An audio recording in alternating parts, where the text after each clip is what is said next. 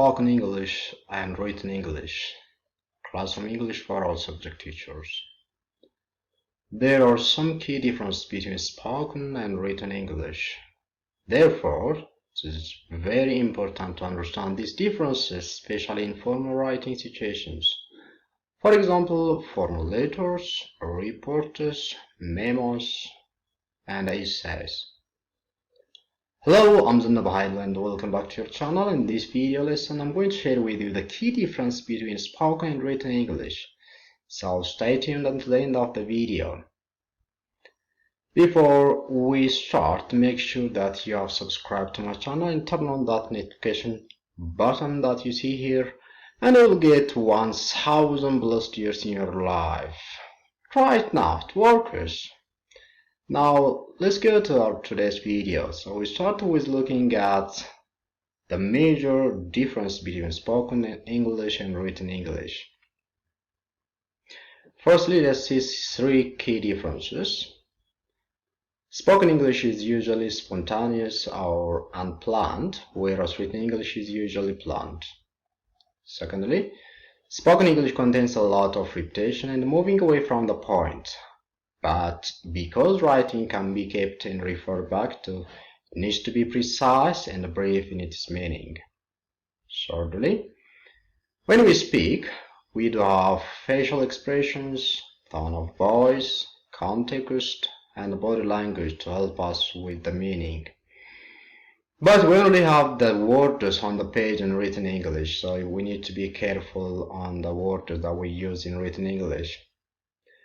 Spoken and written English also have difference in terms of vocabulary and structures, so let's see them one by one. We start with vocabulary.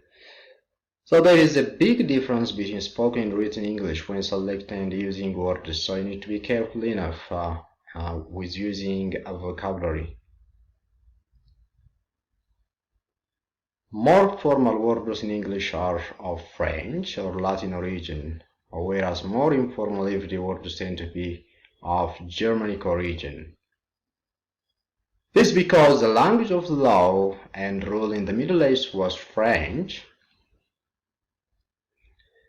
And again, idiom and original dialect are used a lot in spoken English, but standard English is used for writing because it is formal. Let's see some examples. The first example is related to original dialect. Let's compare two sentences. I got some great presents for my birthday. This is spoken or informal language, and the formal one is of standard or what we call written English is in this way it's written. The same sentence with different structure. I received some wonderful gifts on my birthday. So when it is formal and written, this is how it can be written, because there is a big difference between written and spoken language. The next example is with the use of idiom. The kids were full of beans today. The children were very lively today. Firstly, the word kid is mostly used in spoken English because it's an informal word. Even if they have both of them have the same meaning, that means kids and children. Kid is mostly used in spoken English because it is an informal word, whereas children is a formal word that can be used in written English. Secondly, full of beans is here idiom, which may not be clear to other people, so we have to get rid of it and use formal language when it becomes written English. So this is how it can be changed. The children were very lively today. The third example is with the use of the passive voice. So in informal or spoken language, we can use such kind of structure, sentence structure. We eat a lot of chips in this country. When it is formal, we tend to use the passive voice because it's subjunctive. So we're going to change the sentence in this way when it is in a written language to make it formal. A large quantity of chips is consumed in this country. Secondly, we are going to see structure. So sentence structure also differ between spoken and written English. Let's see some of the common differences. You stop mid-sentence, change the subject, and interrupt when speaking. Spoken English, therefore, uses less rigid grammar than written English. This is one of the main differences. Secondly, regional difference in grammar occur in spoken English but not in written English. For example, I seen him yesterday. Someone who speaks this sentence, you can guess that this guy is coming from England, but from specifically Liverpool. So this is Liverpool English.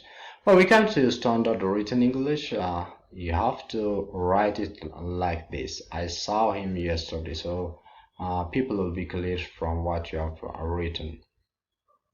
Next, written English uses more complicated sentence structures than written English. In spoken English, we tend to use short, simple sentences and contractions, whereas written English uses longer and complex sentence structure. We don't usually use contractions such as I am, it in written English.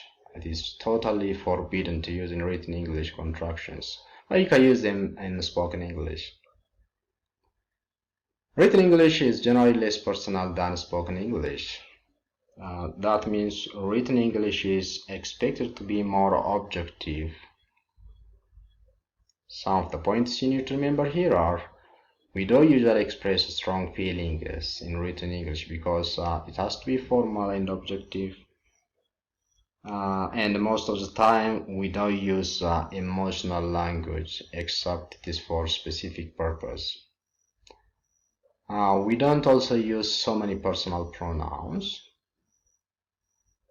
And lastly, we use the passive to appear more objective so that you can achieve unbiased aim in your writing.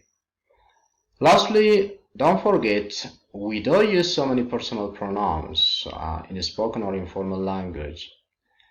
Fewer personal pronouns are used in written or formal language. Thanks, and this will take us to the end of our today's video. Any questions? You can write it down under my comment section. Don't forget to like and share my video, and if you are new, subscribe for more videos. This is what I got for you today. See you next week. Bye.